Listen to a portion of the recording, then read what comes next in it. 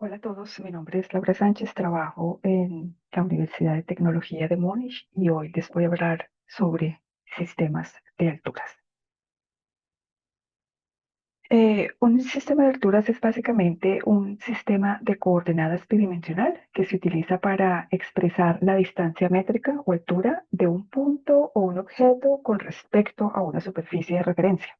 Esa superficie de referencia se conoce también como la superficie de altura cero y esa altura se obtiene a lo largo de un camino bien definido. La distancia métrica vertical también se conoce, o esa altura se conoce como coordenada vertical, elevación o altitud. En adelante voy a hablar básicamente de alturas, pero se pueden utilizar los otros términos indistintamente. Un sistema de altura está compuesto básicamente de una superficie de referencia, como lo mencionaba anteriormente, y una coordenada vertical que representa un tipo de altura. La realización de ese sistema de referencia está dado por una red vertical, es decir, un conjunto de puntos tangibles o accesibles, cuyas alturas son del mismo tipo definido en dos y se refieren a la superficie definida en uno. Aquí distinguimos si la superficie de referencia y la coordenada vertical están asociadas a las superficies equipotenciales y a la línea de la plomada del campo de gravedad terrestre, hablamos de un sistema de alturas físicas. Los más comunes son las alturas ortométricas asociadas al geoide o las alturas normales asociadas al cuasigeoide o también llamadas alturas anómalas. Si las coordenadas y la superficie de referencia no están involucradas, no están asociadas con las superficies equipotenciales y la línea de la plomada del campo de gravedad terrestre, hablamos de un sistema geométrico de alturas y el que conocemos son las alturas elipsoidales asociadas a el mm, elipsoide de referencia. En los sistemas de alturas físicas hacemos una segunda distinción y esta distinción está relacionada con la forma en que realizamos o materializamos el marco de ese sistema de referencia. Una realización posible, la tradicional y la que todos conocemos, es mediante nivelación. En este caso, el datum vertical, o sea, la superficie de referencia cero, está dada por el nivel medio del mar determinada en un mareógrafo, que llamamos mareógrafo de referencia, y la coordenada vertical se determina a partir de nivelación, o sea, la nivelación geodésica, que normalmente es un método óptico. Recientemente, desde hace unos, qué sé yo, 10 años, hablamos de sistemas modernos de alturas que son o que se basan ya sea en un modelo de geoide o en un modelo de cuasigeoide. De manera general, estos sistemas de alturas se llaman sistemas de alturas basados en modelos geopotenciales. En este caso, el datum vertical, es decir, la superficie de altura cero, está dada por un modelo de geoide o por un modelo de cuasigeoide, y las coordenadas verticales son alturas físicas que se infieren a partir de posicionamiento GNSS y el modelo de geoide o el modelo de cuasigeoide que subyace el sistema de alturas. Unos pocos comentarios sobre el sistema geométrico de alturas. La coordenada vertical es la altura elipsoidal, la que usualmente obtenemos con GNSS. La superficie de referencia es un elipsoide. El elipsoide está dado por una ecuación matemática con parámetros conocidos y definidos artificialmente, es decir, nosotros podemos representar esta figura en cualquier momento utilizando estos parámetros. No obstante, debemos tener en cuenta que las alturas geométricas varían de acuerdo con la orientación y posición del elipsoide con respecto al cuerpo terrestre, de los parámetros del elipsoide, si el elipsoide es más grande o más pequeño, y también si las coordenadas originales del GPS o que obtenemos con GNSS cambian. Que ustedes ven un ejemplo, hasta la década de los 90, inicios de los 2000, en cada región, casi en cada país, había un datum geodésico local. En ese datum geodésico local, el elipsoide no era geocéntrico. Ahora utilizamos un elipsoide geocéntrico y ustedes ven que la altura que se refiere al elipsoide geocéntrico inferida del ITRF es diferente a la altura elipsoidal que se referiría a un datum local geodésico. O sea, esto es necesario tenerlo en cuenta. Otra fuente de cambio de las alturas elipsoidales tiene que ver con el tamaño del elipsoide. O sea, si tenemos un elipsoide más pequeño que otro, la altura elipsoidal va a ser diferente. Y otra tercera posibilidad para que cambien las alturas elipsoidales es el cambio de las coordenadas geocéntricas primarias de la estación. Aquí he puesto algunos ejemplos de cifras. Por ejemplo, aquí en Bogotá vemos una subsidencia. La altura elipsoidal de esta estación ha disminuido casi 100 centímetros en 24 años. O aquí en Los Ángeles, ustedes ven el cambio de la altura de estación después de un terremoto, que fue el terremoto del Maule en el 2010, y desde esa época la altura de la estación viene cambiando. O aquí tenemos efectos hidrológicos. Esta estación está instalada en Manaos y ustedes ven cómo la estación sube y baja más o menos 8 centímetros al año por efectos de la carga del río Amazonas sobre la estación. O también tenemos cambios artificiales causados por el cambio de configuración en las estaciones de referencia. O sea, aquí hubo un cambio de antena y hay un cambio en la altura de más o menos 9 centímetros sin que realmente la estación se haya movido. O sea, es un cambio artificial. Em, es necesario tener en cuenta todas estas variaciones porque ellas afectan la coordenada vertical en el sistema geométrico de alturas. Las componentes de un sistema geométrico de alturas es nuevamente la coordenada vertical, que es la altura elipsoidal, y sus cambios a través del tiempo. Estos cambios incluyen saltos, señales asociadas a efectos estacionales y, si es necesario, también deformación posísmica. La superficie de referencia está dada por un elipsoide de referencia y como las coordenadas primarias para la altura elipsoidal son las coordenadas GNSS, esas coordenadas GNSS deben determinarse siguiendo todos los estándares y convenciones utilizados para el cálculo del sistema del marco internacional de referencia terrestre y sus identificaciones regionales como es EURES en Europa, SIRGAS en Latinoamérica y el Caribe o APREP en Asia Pacífico. Bueno, estos debe seguirse esos mismos criterios para asegurarse de que la coordenada vertical geométrica satisface los mejores estándares de precisión. Las alturas elipsoidales no se pueden medir directamente. Ellas solamente se pueden inferir de otros parámetros geodésicos. Esos parámetros geodésicos son las coordenadas primarias que obtenemos con posicionamiento GNSS y el elipsoide de referencia que utilizamos para convertir las coordenadas X y Z a latitud, longitud y altura. Para asegurar que haya compatibilidad entre las alturas elipsoidales, es necesario que se utilice a nivel global el mismo elipsoide de referencia. Hoy por hoy, el elipsoide de referencia oficial para esto es el GRS80, aunque muchas personas también utilicen el elipsoide llamado WGS84. En la determinación de coordenadas geométricas, la diferencia no es mayor, o sea, los elipsoides, el tamaño y el aplanamiento de los elipsoides son muy cercanos. El problema se da al calcular el geoide con respecto a uno u otro elipsoide, porque la constante gravitacional geocéntrica del GRS80 es diferente a la constante gravitacional geocéntrica del WGS84 y eso genera un cambio en el campo de gravedad del elipsoide. Por eso se usa de manera convencional el GRS80.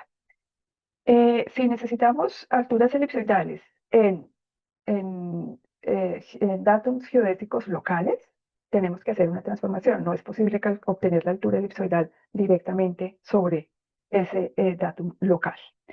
Debemos tener también presente que la posición vertical con GNSS es entre 2 y 3 veces peor, o la precisión es entre 2 y 3 veces menor que la posición horizontal, porque la mayoría de los errores sistemáticos se acumulan en la dirección radial del posicionamiento GNS que coincide con la altura.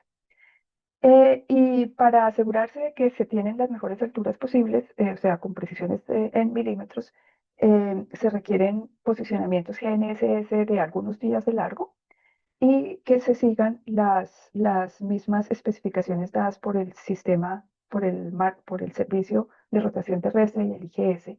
Si el cálculo se hace de manera aproximada y no siguiendo estas instrucciones, la precisión de la altura puede ser de algunos centímetros y en algunos casos al decímetro. Aquí tengo a modo de ejemplo el cambio de las alturas elipsoidales en la realización del marco de referencia regional de Europa. En Europa, el movimiento de la placa Eurasia se descuenta de las coordenadas obtenidas directamente de GPS o de GNSS. Esto se hace para garantizar cierta estabilidad de las coordenadas y que no cambien con el movimiento de la placa Eurasia. Al hacer esa transformación, la altura elipsoidal de los puntos cambian y ustedes pueden ver acá que esa variación, esto es Europa, que en la parte norte la altura elipsoidal puede cambiar hasta unos 3, 4 centímetros. Estas unidades son centímetros y puede haber estas variaciones. Entonces, es importante tener en cuenta esto porque en el momento en que ustedes quieran combinar coordenadas GNSS con un modelo de geoide, es mejor trabajar con las alturas elipsoidales referidas al ITRF inicial y no a un datum geodésico local. Bien, ahora hablemos un poco de las alturas físicas. La coordenada vertical primaria física es la diferencia de potencial entre dos superficies equipotenciales. La superficie equipotencial W0 representa el geoide y la superficie equipotencial WP representa la superficie equipotencial que pasa por el punto de nuestro interés. La superficie de referencia de altura cero está definida o se define con un valor convencional W0, cuya realización o materialización usual era el nivel medio del mar determinado en un marco en un mareógrafo de referencia arbitrariamente seleccionado y usualmente se recomendaba que ese nivel medio del mar se midiera durante 18,6 años, que es lo que tarda en repetirse el sistema Tierra-Sol-Luna, 18,6 horas y 18,6 años, y así se garantizaba tener un nivel medio del mar sin efectos de mareas. Y en este caso, el datum vertical era dado o era realizado, definido por el mareógrafo de referencia. Ustedes lo ven acá. Aquí tenemos el mareógrafo de referencia y la coordenada vertical se propagaba o se propaga aún. Hay mediciones, hay sistemas de lectura basados en nivelación, utilizando nivelación geométrica o nivelación óptica. Hoy en día, la realización moderna de esta superficie de referencia es mediante el cálculo del geoide. El geoide no es más que la representación geométrica de la superficie equipotencial W0 con respecto a un elipsoide de referencia. Y eso es lo que nosotros tenemos en un geoide.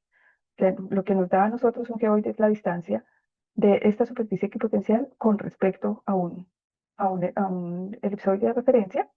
Y en este caso, el datum vertical está dado por el modelo del campo de gravedad, que implícitamente está asociado también al ITRF. O sea, en la realización moderna, lo que hacemos es determinar el potencial en función de las coordenadas precisas que obtenemos con el ITRF, y este es un ejemplo de esa realización. Ah, ok. Perdón, es que tengo esto aquí atravesado y no me deja ver. Mm, ok. Oh, bien. Em, el valor de W0 se selecciona normalmente arbitrariamente por convención. Una convención es un acuerdo de uso, pero el tenerlo, ese valor no nos indica cómo es la superficie equipotencial que está realizando. Para eso necesitamos el modelado del geoide. Bien. Los números, o sea, las diferencias de potencial entre superficies equipotenciales se llaman números geopotenciales y están dados en unidades de potencial que son metros cuadrados por segundo al cuadrado. Para poderlos utilizar de manera práctica, lo que hacemos es tomar esos números geopotenciales, se dividen por un valor de gravedad particular y obtenemos la distancia entre las superficies equipotenciales en términos de metros.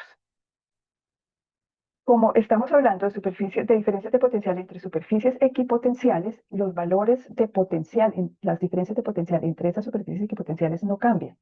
Lo que cambia es la distancia entre ellas, es decir, las alturas. Y dependiendo del valor que nosotros utilicemos acá, este valor de gravedad que utilicemos para representar los números geopotenciales en términos de alturas, hablamos ya sea de alturas dinámicas, alturas ortométricas o alturas normales. ¿Cómo determinamos o cómo medimos las diferencias de potencial? Nosotros en nivelación estamos determinando estas diferencias métricas, o sea, determinamos una diferencia de nivel que normalmente está en metros.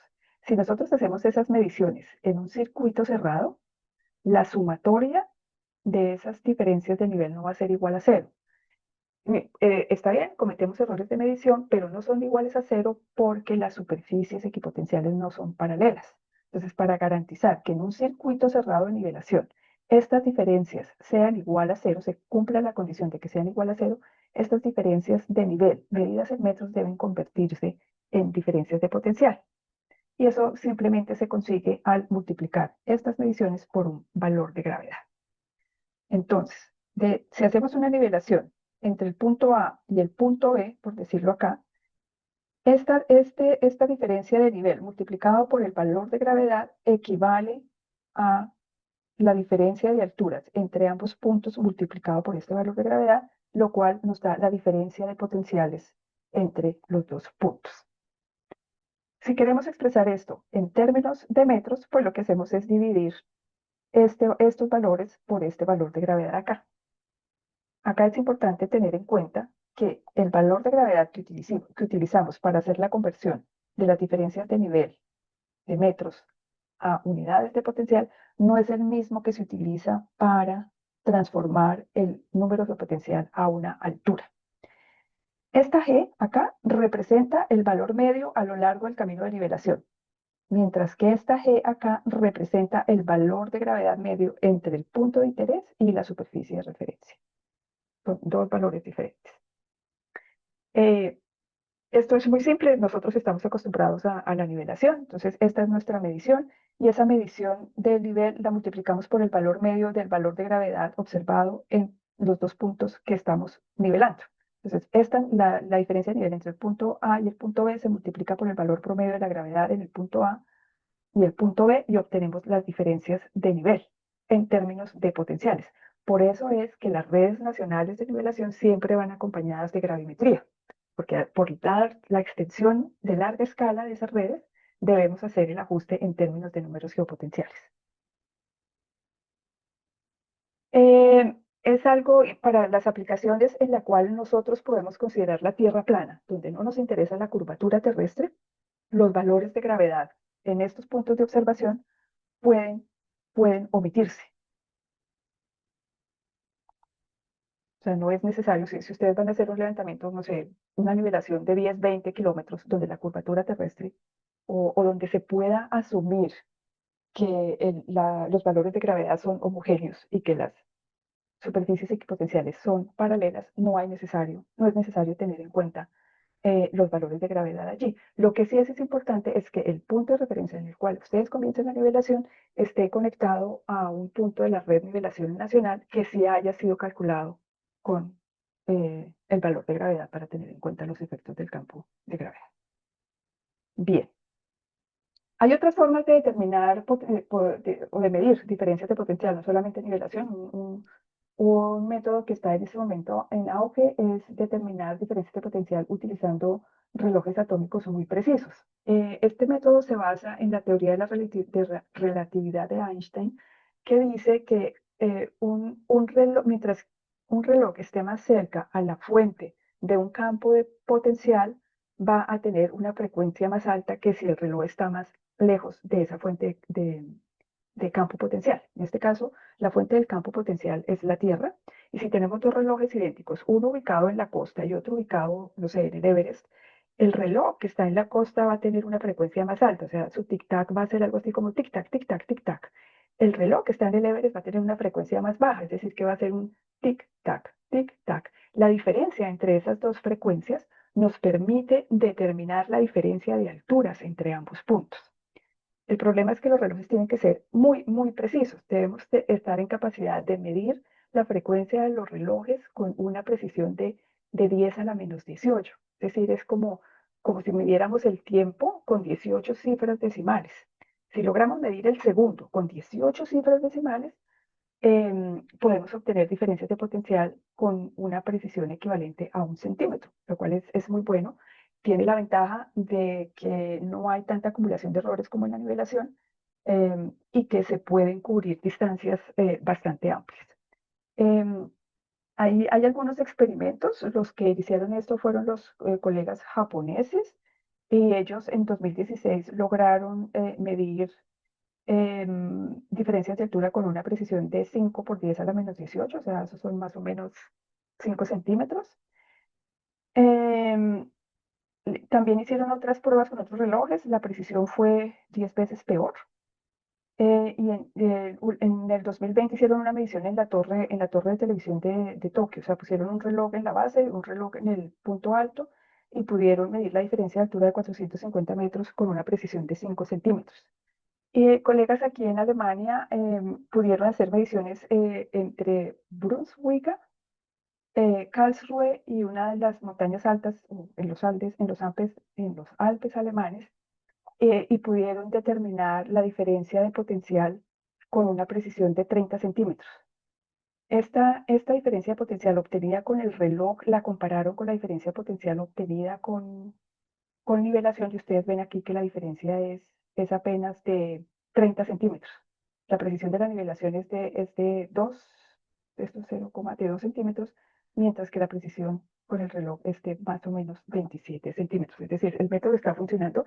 El gran reto en esta tecnología es que los dos relojes tienen que estar conectados y esta conexión se hace a través de fibra óptica y la fibra óptica es bastante costosa.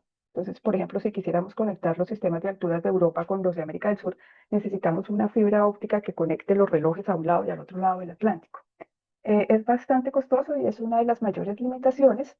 No obstante, la ESA acabó de poner un payload en la Estación Espacial Internacional que sirve exactamente eso, para hacer la conexión de diferentes relojes atómicos, no a través de fibra óptica, sino a través del satélite. Son dos relojes en la Tierra se conectan entre sí a través del satélite. Esto fue instalado hace 2 semanas. Va a estar operacional operativo por 30 meses y pues vamos a ver cómo salen los resultados de este experimento para ver si es posible desarrollar o implementar esta tecnología a un futuro.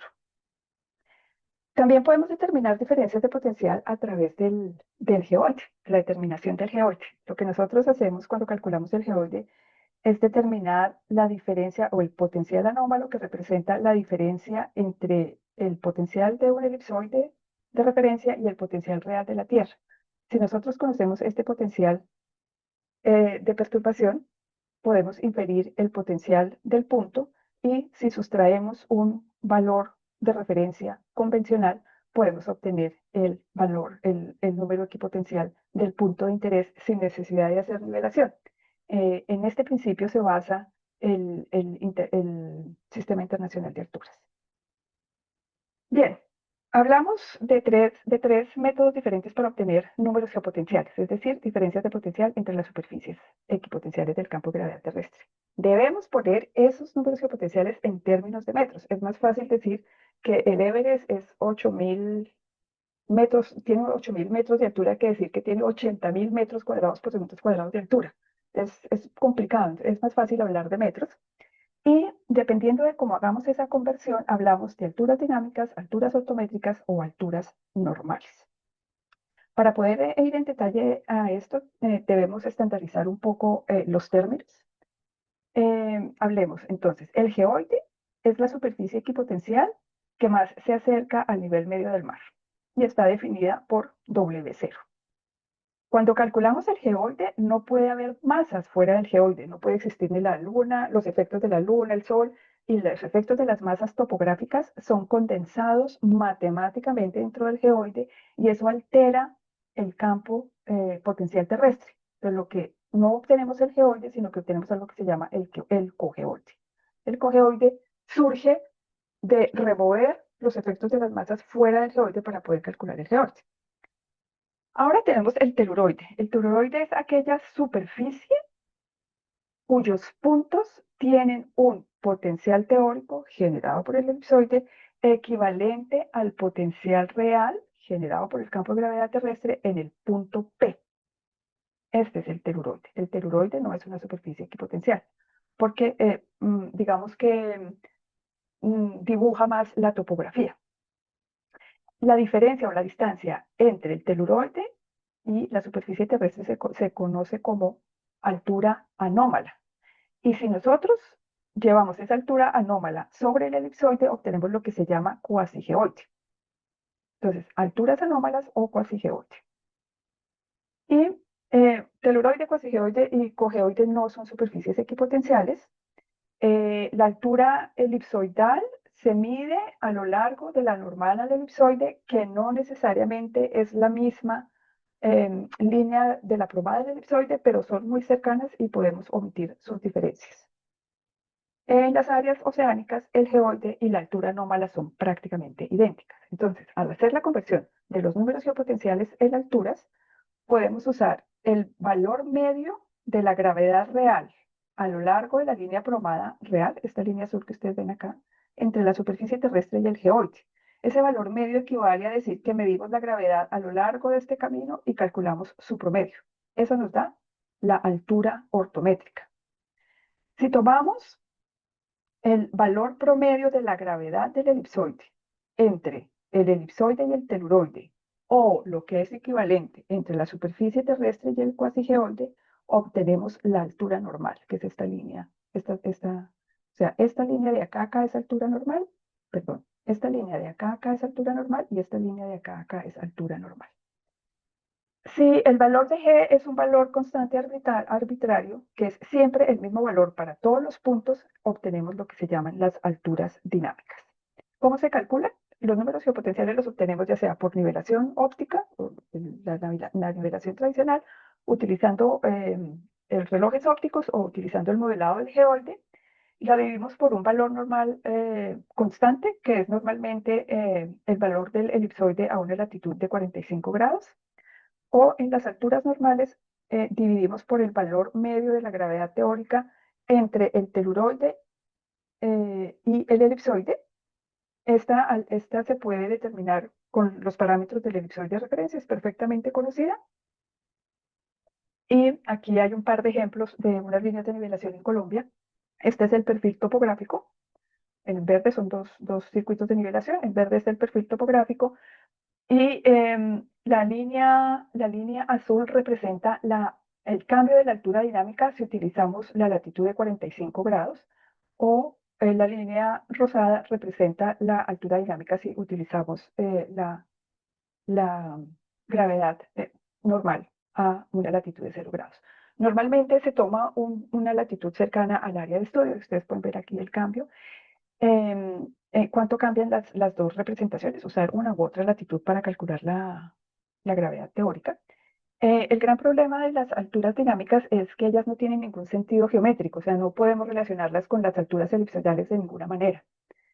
Se utilizan básicamente para el control vertical en áreas lacustres, por ejemplo, en los Grandes Lagos, en la frontera entre Estados Unidos y Canadá. Ellos utilizan un sistema de alturas dinámicas específico para los Grandes Lagos y allí hacer el control de la altura del espejo de agua. Aquí ustedes ven las alturas normales exactamente para los mismos circuitos. Ellas dibujan más o menos la misma topografía. Y bueno, ustedes lo ven allí.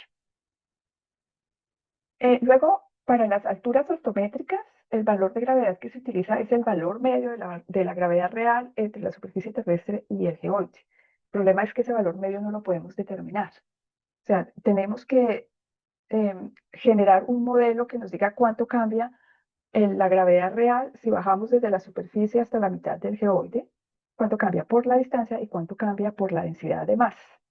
El problema es que cada aproximación o cada modelo da diferentes resultados. Entonces, la aproximación que más se utiliza es la de Helmer, que él dice que el valor medio de la gravedad real es equivalente al valor de la gravedad a la mitad del camino, utilizando hipótesis de una densidad de masas constante. Hay otro señor que se llamaba Ramsayes que definió otros métodos para calcular la gravedad media. Otro señor que utilizó otros métodos. Estos son apenas 3 ejemplos, pero hay aproximaciones mucho más complicadas que utilizan variaciones radiales de densidad y bueno, diferentes formas y planillas para poderla calcular. Si ustedes están interesados en conocer más sobre esas aproximaciones, aquí he puesto algunas referencias donde ustedes pueden encontrar mucho más información al respecto. A mí me interesa solamente incluir aquí un par de ejemplos. Si ustedes ven acá, eh, otra vez ejemplos con circuitos de nivelación de Colombia. Esta es la topografía y ustedes ven cómo cambia la altura ortométrica dependiendo del método de aproximación que se utilice para para calcular la gravedad media. O sea, si ustedes comparan aquí Helmer con este método de Ransayer, aquí estamos hablando más o menos de 120 centímetros de diferencia entre una y otra altura ortométrica. De allí es importante que siempre tengan claro qué aproximación se utiliza para calcular la altura metrométrica y siempre utilizar la misma aproximación para tener consistencia con las mismas alturas. Esta tabla presenta un resumen de las características de las diferentes alturas, o sea, qué gravedad se utiliza para hacer la conversión, cómo se obtiene la altura y las características principales. Entonces aquí dice que las alturas dinámicas no tienen un significado geométrico, es decir, ellas no se pueden relacionar con las alturas elipsoidales. Las alturas ortométricas se pueden combinar con las alturas elipsoidales si conocemos el geoide. Las alturas normales se pueden relacionar con las elipsoidales si conocemos la anomalía de altura o el cuasigeoide. Bueno, esto después lo pueden mirar con calma, es un resumen. Hasta ahora hemos hablado de la coordenada vertical, nos hace falta hablar de las superficies de referencia. Entonces, para las alturas ortométricas es el geoide, para las alturas normales es el cuasigeoide. Y el geoide y el cuasigeoide se pueden calcular mediante, solamente mediante el análisis del campo de gravedad terrestre. Y esto se hace mediante el modelamiento o la determinación del potencial, del campo de potencial terrestre. Tenemos el problema de que el potencial no es lineal y tampoco es armónico, es decir, presenta discontinuidades fuera del geoide o del cuasigeoide. Y para solucionar estos dos problemas, lo que hacemos es linearizar el campo potencial terrestre mediante la subtracción del campo de potencial de un elipsoide de referencia. Nos buscamos un elipsoide de referencia que tenga más o menos el mismo tamaño que la Tierra y que tenga la misma masa terrestre y la misma velocidad de rotación. Con la masa terrestre y la velocidad de rotación, ese elipsoide de referencia también tiene un campo de gravedad asociado que se llama campo normal de gravedad. Y lo que hacemos aquí este es el elipsoide, o sea, al elipsoide le sustraemos el verdadero, mejor acá, al elipsoide le sustraemos, perdón, al potencial real le sustraemos el potencial del elipsoide, nos queda el potencial anómalo y lo que tenemos que hacer para calcular el geoide es resolver o conocer, calcular el potencial de perturbación o potencial anómalo. Hay otras diferencias entre geoide y elipsoide, o sea, la diferencia, si estamos aquí en la diferencia de la gravedad real y la diferencia de la gravedad del elipsoide en el mismo punto se conoce como perturbación de la gravedad. La diferencia entre el valor de gravedad en este punto sobre la superficie, el geoide o la superficie terrestre, menos el valor de gravedad del elipsoide sobre el elipsoide se conoce como anomalía de la gravedad. La ecuación fundamental de la geodesia física nos relaciona las observaciones, que normalmente son las perturbaciones de gravedad o las anomalías de gravedad, con la incógnita, que es el potencial anómalo. Si conocemos el potencial anómalo, podemos inferir el geoide mediante esta ecuación. Existen dos formas de calcular o de resolver esta ecuación, la ecuación fundamental de la geodesia física, y una es mediante el problema de Stokes. Y Stokes dice, lo que tenemos que hacer es determinar la función armónica de potencial de perturbación fuera del geoide utilizando las anomalías de gravedad o las observaciones sobre el geoide. La superficie de frontera es el geoide y la superficie de aproximación es el elipsoide. La otra forma de resolverlo es de acuerdo con Molodensky. Molodensky dice, lo que tenemos que hacer es calcular el potencial anómalo fuera de la superficie terrestre, no fuera del geoide, con las anomalías de gravedad en la superficie terrestre, no en el geoide. Y aquí la superficie frontera es la superficie terrestre y la superficie de aproximación es el teluroide. Es decir, con Stokes hacemos el cálculo aquí en el geoide, con Molodensky hacemos el cálculo acá en la superficie terrestre. Para satisfacer la teoría de Stokes, las anomalías de gravedad tienen que calcularse sobre el geoide, es decir, que el valor de gravedad acá debe ser trasladado al geoide. Y para ello, pues necesitamos las aproximaciones de cómo cambia la gravedad a través de las masas topográficas y con la distancia. Para Molodensky necesitamos las anomalías de gravedad aquí arriba. Entonces, lo que tenemos que hacer es calcular la gravedad teórica del elipsoide a la altura del teluroide, lo cual es supremamente fácil porque el elipsoide es una figura matemática artificial que conocemos bien. Esta es la solución, de acuerdo con Stokes, este es el potencial anómalo, y esta es la solución con Molodensky. Realmente la solución de Stokes considera el primer término de Morovetsky. Este es un poco más digámoslo que no tan suave, es un poco más rugoso. En general, lo que hacemos es combinar diferentes valores de gravedad para calcular el geoide. Tenemos una longitud de onda larga que es proporcionada por un modelo global de gravedad, que normalmente se basa en gravimetría satelital. Tenemos una longitud de onda media que se obtiene a partir de los valores de gravedad terrestre, o sea, la gravimetría que tenemos aquí en tomada de avión o sobre terreno. Y luego tenemos una contribución con longitudes de onda cortas que corresponde a los efectos, a los efectos gravimétricos de la topografía. Lo que hacemos es, de los datos regionales, descontamos la contribución del modelo global y la contribución de la topografía, calculamos el n local y luego reinsertamos lo que descontamos aquí arriba y obtenemos el valor, el geoide final. Existen diferentes formas de calcular el geoide y aquí me gustaría presentarles un experimento que hicimos hace unos años y fue evaluar diferentes métodos para el cálculo del geoide utilizando exactamente los mismos datos de entrada. Este experimento se llamó el experimento Colorado porque los datos estaban distribuidos sobre el estado de Colorado. Ellos fueron puestos a disposición por el Servicio Geodésico Nacional de los Estados Unidos y 14 grupos alrededor del mundo participaron en este experimento, como les digo, utilizando exactamente los mismos valores de gravedad terrestre. Estas son líneas de aerogravimetría y este es el modelo de terreno en la región. Muy rápidamente, estos son los 14 grupos que participaron en el experimento. A mí lo que me interesa que ustedes vean acá son los diferentes países. Teníamos Egipto, Turquía, Grecia, Estados Unidos, Canadá, Suecia, Australia. Teníamos 2 contribuciones de mi universidad, China, Italia, República Checa junto con Croacia, Dinamarca y un grupo de Japón. Se utilizaron diferentes métodos. Aquí ustedes ven los diferentes modelos globales de gravedad que se utilizaron y los modelos topográficos para calcular los efectos gravimétricos de la topografía. Un grupo utilizó la transformada rápida de Fourier para hacer el modelado numérico en el cálculo del geoide. Otros utilizaron la fórmula de Stokes con algunas modificaciones basadas en los mínimos cuadrados. En este caso, mi instituto trabajó con funciones radiales esféricas y estos dos grupos trabajaron con colocación por mínimos cuadrados y los japoneses y los canadienses trabajaron con el método de compensación de Stokes. Todos estos calcularon el cuasigeoide, ellos dos calcularon el geoide. Para poder hacer la comparación entre todos los métodos, estos dos geoides fueron convertidos a cuasigeoides.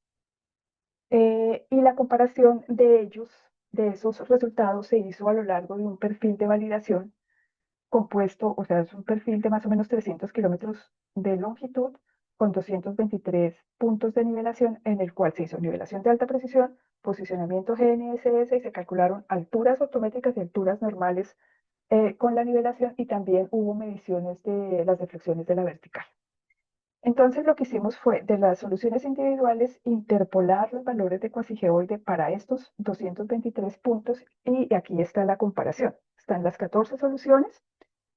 Esta es la topografía del perfil de nivelación y ustedes ven que las soluciones son muy similares, o sea, la diferencia, digamos que la desviación estándar de todas las soluciones varía entre 1,7 y 3,6 centímetros, lo que es muy bueno, pero hay diferencias hasta de 17 centímetros. Ustedes ven acá, por ejemplo, esto.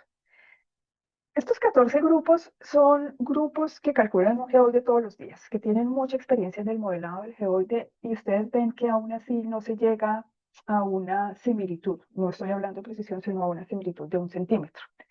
Este experimento sugiere que el tratamiento de los efectos topográficos debe mejorarse, pero no obstante que estamos cercanos a poder calcular un geoide con una precisión de 3 centímetros, de 5 centímetros.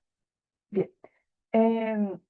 Esta es la diferencia entre el geoide y el cuasigeoide en esa región. Como les decía, en las áreas oceánicas, el geoide y el cuasigeoide son prácticamente idénticos. En las áreas terrestres o continentales, la diferencia entre el geoide y el cuasigeoide es equivalente a la diferencia entre las alturas ortométricas y las alturas normales.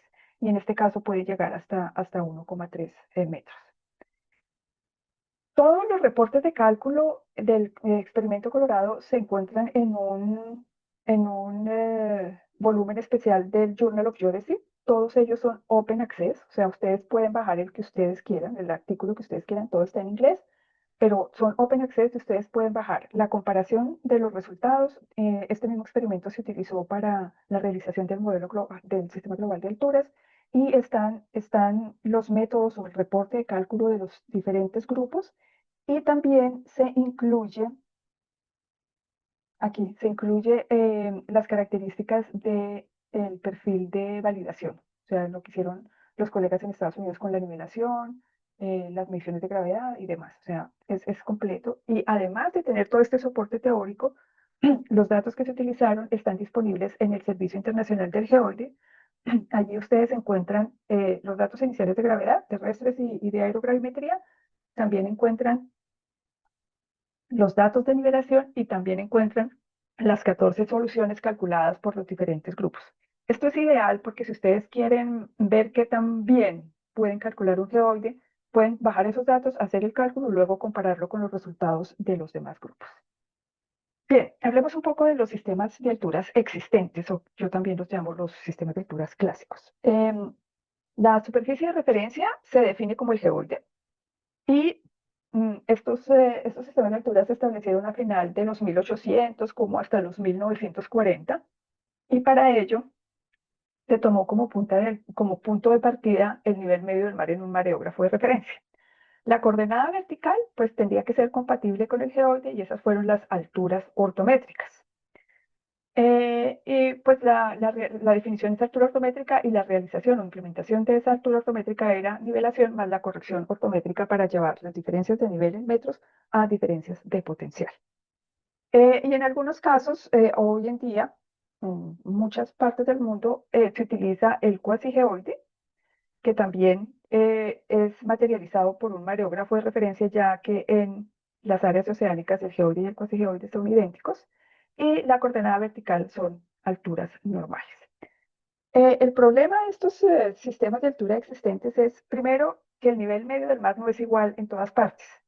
El nivel medio del mar varía hasta 2 metros, menos más 2 metros en todo el mundo. Por ejemplo, acá en Colombia, el mareógrafo de referencia está en Buenaventura, que es más o menos acá. En Brasil, el mareógrafo de referencia está más o menos acá, y ustedes ven que aquí hay una diferencia de más o menos, no sé, 60 centímetros de nivel entre el nivel o el mareógrafo que sirve de referencia a Colombia y el mareógrafo que sirve de referencia en Brasil. Es decir, que entre el sistema de alturas de Brasil y el de Colombia hay una discrepancia de 50 a 60 centímetros solamente por la variación del nivel medio del mar en esa región.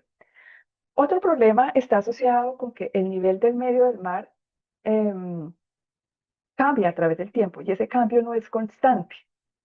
Aquí, por ejemplo, el nivel medio del mar en esta zona cambia hasta 10 milímetros por año, mientras que acá en esta zona puede cambiar, no sé, unos 4 milímetros por año.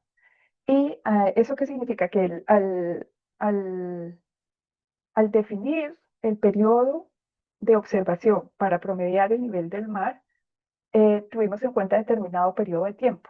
Por ejemplo, este es el mareógrafo de referencia para Argentina. Y si los argentinos definen el nivel medio del mar de referencia para las redes de nivelación desde 1957 hasta el 72, este va a ser su nivel medio del mar. Pero si lo han hecho, no sé, 40 años más tarde, el nivel medio del mar estaría, el nivel de referencia para sus redes de nivelación estaría algunos cuantos centímetros más bajo que en la época en que se definió el punto de partida para las redes de nivelación. Otro problema es que un mareógrafo registra un cambio en el nivel medio del mar. Por ejemplo, acá en Cartagena, Colombia, el mareógrafo dice que el nivel medio del mar está subiendo. ¿Sí? Entonces puede ser que efectivamente el nivel medio del mar esté subiendo, o puede ser que la costa en donde está empotrado el mareógrafo esté bajando, y el efecto es exactamente el mismo. Aquí hay algunos resultados para los mareógrafos en el Atlántico.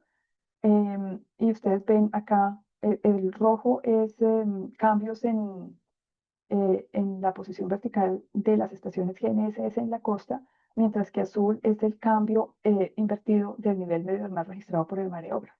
Entonces ustedes ven acá que en la estación de Churchill se detecta un cambio del nivel medio del mar de casi 10 centímetros, pero realmente es que la Tierra está subiendo, no que estés bajando el nivel medio del mar, sino que la corteza terrestre ya está subiendo por la desglaciación. Y bueno, en la realización de los sistemas de alturas existentes, todos estos cambios verticales no fueron tenidos en cuenta, pues porque cuando lo hicimos, lo sabíamos que eso estaba pasando. Y si sabíamos que estaba pasando, no podíamos medirlo en ese momento. Otro problema es que diferentes países utilizan diferentes tipos de alturas, o sea, diferentes reducciones ortométricas, otras alturas elipsoidales. Entonces, dependiendo de la corrección que se utilice, pues obtenemos un valor de gravedad, un valor de altura diferente. Y finalmente, con el posicionamiento GNSS hemos podido detectar cambios en las alturas de las estaciones. Este es el ejemplo para la estación de Bogotá, ya lo hemos visto antes. Allí hay una subsidencia fuerte de más o menos 4 centímetros por año. Y si la altura elipsoidal de ese punto está cambiando, lo más probable, 99% de probabilidad, es que la altura física, o sea, la altura nivelada de ese punto también cambie. El problema es que la nivelación es bastante costosa y una nivelación en un país con topografía fuerte como la colombiana se puede repetir, no sé, cada 30, cada 40 años. ¿Cómo detectar los cambios en las alturas niveladas si no se puede hacer una medición repetitiva como si se puede hacer con el GNSS? Este es otro inconveniente. Entonces, si hacemos un resumen de lo que pasa con los sistemas de alturas existentes, es primero el nivel de referencia.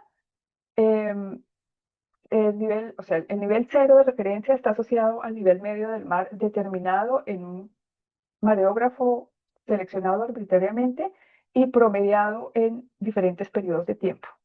Eso significa que existen tantos niveles de referencia o datos verticales como eh, mareógrafos de referencia, y todos esos niveles cero de referencia se refieren a diferentes épocas o están asociados a diferentes épocas. Dada la variación de la superficie del mar, por la topografía dinámica del océano, el nivel medio del mar no es constante en todas partes del mundo, sino que presenta variaciones desde -2 hasta 2 metros, lo que significa que las superficies equipotenciales que se seleccionaron como W0 en los mareógrafos de referencia están materializando geoides paralelos que pueden discrepar hasta más o menos 2 metros en diferencias de nivel, y ninguno de ellos coincide con un geoide global, y tampoco se conoce la relación de esas realizaciones individuales con respecto a un modelo global. Las redes de nivelación se han establecido mediante nivelación a lo largo de diferentes años porque es muy costoso y es muy lento. Entonces, uno puede programar 50 kilómetros de nivelación este año y 50 kilómetros de nivelación el próximo año. Si llega a haber un movimiento, un terremoto que genere movimientos verticales entre una nivelación y la siguiente nivelación, esos efectos geodinámicos van a ser incluidos en el ajuste de la red de nivelación como errores de observación. Y aparte de eso, como toma tantos años nivelar todo el país, la nivelación se va ajustando de a pedacitos a medida que se vaya avanzando. Y esto hace que los errores, bueno, que las redes verticales no se ajusten en un solo bloque, sino por pedacitos. Aparte de eso, los errores sistemáticos de la nivelación se acumulan con la distancia desde el punto de origen, y aparte de eso, las alturas están asociadas a épocas diferentes. Em, en muchos casos se utilizan diferentes correcciones de gravedad para convertir los números geopotenciales en alturas, pero en muchos otros casos no se utiliza la corrección de gravedad, sino que se toman las alturas, los valores de nivel medidos ya como las diferencias de altura, y se hace el ajuste en términos de metros, lo que hace que las alturas no sean propiamente alturas físicas. Esto dificulta que se puedan combinar de una manera precisa con un modelo gravimétrico de geoide o de cuasigeoide, Y aparte de eso, si pudiéramos descontar la altura de los puntos para hacer la realización de la superficie de referencia, esa superficie de referencia va a variar de acuerdo con el punto que tengamos en cuenta. Esto lleva también a que las alturas entre puntos vecinos o los puntos, sí, las alturas de los puntos entre dos zonas diferentes de sistemas de altura presenten discrepancias hasta de un metro, de varios metros, perdón. No obstante, tenemos que ser conscientes que estos sistemas de alturas fueron establecidos hace más de 150 años y que la información geoespacial existente en nuestros países hoy en día están asociados a esos sistemas de altura. O sea, el legado de esos sistemas de alturas es bastante importante y no podemos desecharlos porque sí, es decir, no, esto ya no sirve, lo botamos, no. La idea es recuperar esos sistemas de alturas y hacerlos compatibles con una definición moderna de sistemas de alturas, para lo cual se sugiere que se establezcan sistemas de alturas que sean compatibles con tecnologías modernas, y esas tecnologías modernas se refieren específicamente al posicionamiento GNSS y al modelado preciso del geoide. Estos sistemas modernos deben procurar o deben dar soporte a la transformación de los sistemas clásicos basados en nivelación para que puedan ser compatibilizados o que sean interoperables con el modelo, con el nuevo sistema de alturas modernos. Y un ejemplo de un sistema de este tipo es el Sistema Internacional de Alturas, del cual se va a hablar en otra oportunidad. De modo general, la tendencia es que la tendencia es que se reemplacen los sistemas de alturas de nivelación existentes con sistemas de alturas basados en el geoide o en el cuasigeoide. La idea es poder determinar diferencias de potencial entre puntos con coordenadas asociadas al ITRF y que permitan reemplazar la nivelación geodésica a escalas grandes, o sea, que no sea necesario volver a hacer la nivelación en todo un país, sino que se determine el geoide, con posicionamiento GPS se establecen puntos de control y más bien se hace nivelación para proyectos de ingeniería que sea necesario hasta 100, 200, 300 kilómetros y no más, pero no más 2.000 kilómetros de nivelación. Para ello necesitamos coordenadas, posicionamiento GNSS, o sea, coordenadas de alta precisión asociadas al ITRF, y esto se conoce como la componente geométrica del sistema de alturas. Y luego necesitamos un modelo de gravedad, un modelo geopotencial o un modelo de geoide que combine un modelo global de gravedad con gravimetría local terrestre o marina aérea, y que incluya también los efectos de gravedad de la topografía. Y esto se llama la componente física del modelo. Para determinar la componente geométrica, seguimos los estándares usuales para el procesamiento preciso de datos GNSS. Para la componente física, debemos tener presente que la precisión de las alturas físicas en este tipo de sistemas de alturas depende completamente de la precisión del geoide o del cuasigeoide que se está utilizando para la realización de sistemas de alturas. Si la precisión del geoide es de 20 centímetros, las alturas no van a poder tener una precisión mejor que 20 centímetros. Entonces es necesario mejorar el modelado del geoide o del cuasigeoide. La recomendación primaria es tener la mayor cantidad de información gravimétrica terrestre posible, y existe una regla general que dice se necesita un valor de gravedad cada 4 kilómetros en áreas planas y cada 2 kilómetros en áreas montañosas. Se calcula el geoide siguiendo la solución del problema del valor de frontera, la ecuación fundamental de geodesia física. Se hace una combinación espectral de cada uno de los diferentes tipos de datos gravimétricos para garantizar que cada uno aporte la mayor cantidad de información que tiene. Y para validar los resultados del modelado del geoide necesitamos hacer una propagación de errores propiamente dicha para tener los errores formales del modelo del geoide, y necesitamos datos de validación independientes de nuestro cálculo del geoide. Eso es normalmente nivelación con posicionamiento GNSS. Este es un gran problema en muchas partes del mundo porque la nivelación tiene muchos errores asociados que hace que los datos de validación tengan una precisión menor que los modelos gravimétricos de geoide. Entonces, si no hay datos de nivelación con GNSS confiables, lo mejor es crearlos, o sea, hacer una línea de nivelación de 300 kilómetros de larga, hacer posicionamiento GNSS y tener certeza de que esa línea de control siempre va a estar mantenida, se va a renivelar y se va a reocupar para asegurar que tiene una mayor precisión que los modelos gravimétricos que estamos calculando. Y lo que sigue es que el modelo de geoide o de cuasi geoide que se determine debe ser actualizado constantemente. Cada vez que haya nueva información de gravedad, se recalcula el modelo y se va manteniendo al día sin necesidad de que sea entregado al público. O sea, una nueva versión del modelo de gravedad se puede hacer público si hay mejoras significativas. Si los cambios son muy pequeños, se puede retener la publicación para no generar mucha confusión entre los usuarios de este tipo de modelos. Para terminar la presentación, solamente decir que lo más seguro es que los sistemas de alturas clásicos basados en nivelación van a desaparecer en algún momento porque su mantenimiento es bastante costoso. La tendencia hoy en día es establecer sistemas de alturas basados en el geoide o en el cuasi geoide, de manera general basados en geopotencial. Para que esos sistemas sean confiables, debe mejorarse el cálculo del modelo geoidal. El experimento Colorado demostró que la teoría y los métodos numéricos para el cálculo del geoide están a un nivel muy alto. O sea, una de las cosas más problemáticas en el cálculo del geoide es la carencia de datos de gravedad. Es necesario mejorar el cubrimiento de nuestros países con datos de gravedad terrestre.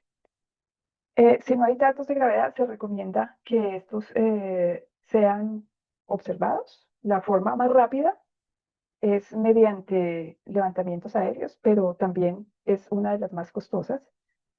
Por ello es importante comunicarle a nuestros gobiernos que la determinación del geoide es tan o más importante que el despliegue de una red de estaciones de referencia GNSS. O sea, las dos cosas deben desarrollarse de manera simultánea, porque podemos tener una muy buena red de estaciones GNSS obteniendo precisiones, no sé, en las alturas de 1 centímetro, 2 centímetros, pero el geoide sigue con problemas de 20 centímetros. Entonces no hay consistencia entre el posicionamiento GNSS preciso que estamos haciendo y las alturas físicas y el modelo de geoide con que queremos complementar ese marco de referencia. Bien, eso es todo lo que les quería contar. Espero que les haya gustado mi presentación y nos vemos en una próxima oportunidad. Muchas gracias.